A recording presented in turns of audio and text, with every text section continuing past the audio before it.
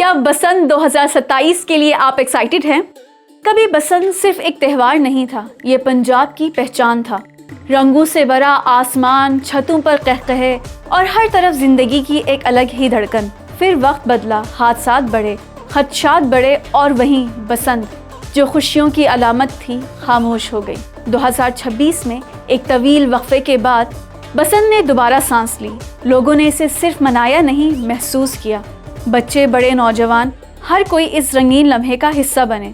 لیکن اس بار خوشی کے ساتھ ساتھ ایک بڑی تبدیلی بھی سامنے آ رہی ہے، کیونکہ وزیر اعلیٰ پنجاب مریم نواز شریف کی ہدایت پر پنجاب حکومت نے بسنت کے لیے نئے اور سخت حفاظتی قوانین نافذ کرنے کا فیصلہ کیا ہے، جن پر 30 دسمبر تک مکمل عمل درآمد لازمی ہوگا۔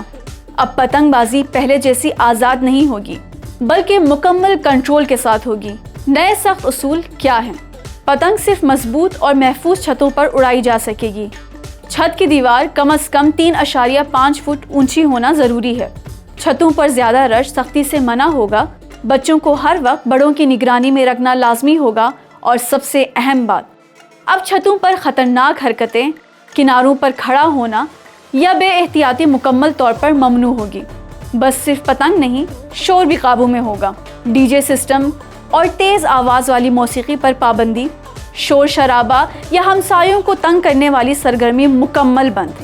اگر کچھ غلط ہوا تو ہر جگہ فرسٹ ایڈ کٹس لازمی ہوں گی، اور ایمرجنسی میں فوراً ریسکیو 1122 کو کال کرنا ہوگی۔ اصل پیغام کیا ہے؟